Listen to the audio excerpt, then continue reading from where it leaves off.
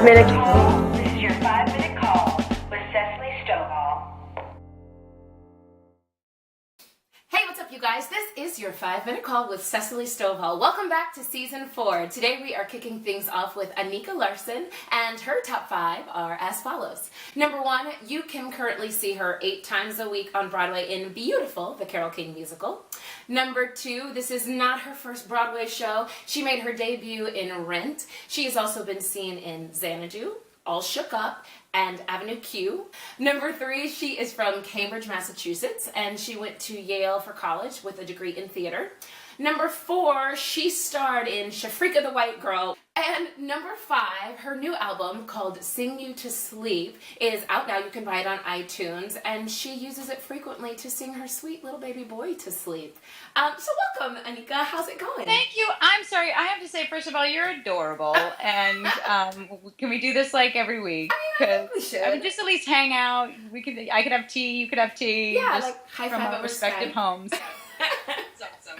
Well, thank you, and thanks so much for joining us and kicking off season 4. We'll jump right in. Question 1 for you is, tell us a little bit about your journey from high school to college to where you are now. Sure.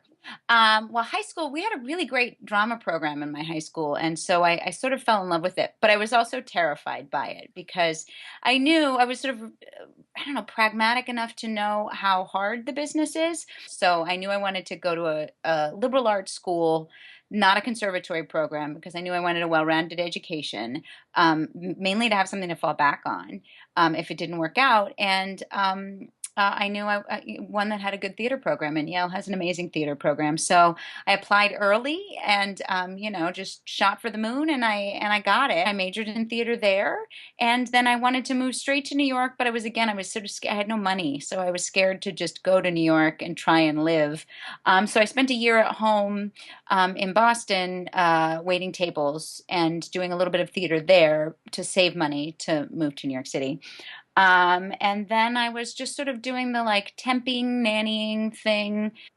I was temping at an office, and I got a phone call from the Rent people saying it was a Tuesday, and they said, "Can you be in LA on Friday to be in the show the following Friday?" It was the LA company of Rent, which eventually became a tour. And of course I said yes, but that was your life can turn on a dime in this business. So that was the first dime my life turned on in this business. So what was the moment for you that you knew this was the career that you wanted to pursue? Well, I knew I wanted to sing my whole life because I have 9 brothers and sisters, and I desperately wanted attention. But that I wanted it actually to be my life's work, I don't know that I don't know that I believed it was possible until I was well into my career doing it, because it is so off and on, and it is so, it's not, people sort of think that there's this clear trajectory, like it's a stair step up, up to Broadway. I remember when I was doing Xanadu off Broadway, and a woman came up to me afterwards, and she said, "Your next step is Broadway." And I remember thinking, A, you didn't read my bio, because I've already been on Broadway, and it says that in the playbill. But B, it's just not like that. It's a lot more like an EKG, where it's like up and down and flat lines for a while, and then up and down and up and down, and you just never quite know. So I don't know if there was ever the moment where I always knew I wanted to. When I finally, I don't know if honestly, I think I still don't quite believe that it's going to work out for me, which is crazy. So what's the most memorable moment you've had either on stage or off stage throughout your career? Okay, that is such an impossible question to answer because there's just, of course, so many moments.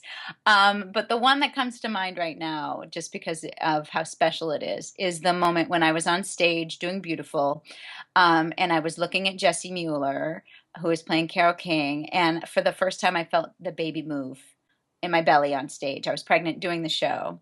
And I thought, oh wow, that was gonna happen. Yes, it can happen. I continue to be a pregnant woman, even though I'm pretending to be not a pregnant woman. And I thought, oh, this is a moment. As it was happening, I thought, oh, this is a moment I will never forget. Wow. Oh, total goosebumps. Nailed it. Now, question 4 for you comes from our Twitter audiences. Thank you, Twitter. And E. Huffs wants to know, how do you maintain your mental health and your physical health while doing 8 shows a week, especially with being a mom as well? Sure. Clean living. is I really think, honestly, sometimes I feel like sometimes I even say, like, depending on how taxing a role is, I say you got to live like a nun. But basically, it's all of the stuff that you know is good for you and not doing the stuff you know isn't good for you. So it's not like clearly no drugs and drinking. You have to keep to a minimum if you want to sing 8 shows a week. And it's eating healthy. It's keeping yourself really hydrated. And I am a crazy person when it comes to making sure I get enough sleep, which is harder now that I'm a mom. That adds, of course, a whole other layer of, because then you're never actually off. Like there's never a time that you're off. Okay, well, the last question for you is if you could go back in time and give your 16-year-old self one piece of advice, what would it be? I would say, go to college. I think you're a smarter, better actor the more you know about the world. Everyone should be well-rounded, but to be an actor or a singer or a performer, you're just really better off if you're well-rounded. Also, it'll serve you in terms of you'll be able to get better day jobs if you have a college education on your resume and if you have other skills on your resume. And then I think sometimes people say if you can find something else to do, do it because um, it's such a hard way to live that if you can choose anything else, you should. And I think that that's so sort of pessimistic. I think kids your age, young people now, are going to live a long time, and there is enough time to have multiple careers. People used to die at 40, and so you had to be a blacksmith, and that's it. Like that was it.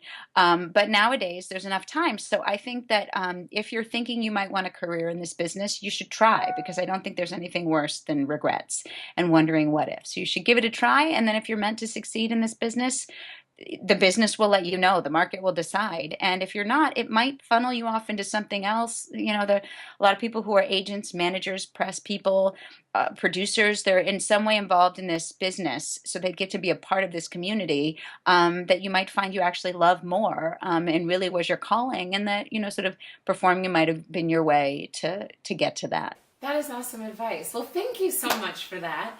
And we will let you return to your regularly scheduled day with your healthy eating and your baby and all of the things that life brings. And we want to thank you again so much for joining us. And don't forget, you can see Anika at Beautiful anytime, 8 times a week. You should see the show before she leaves in April. And we will chat with you soon. All right. Take care. Thanks, Cessalee. Bye. Bye.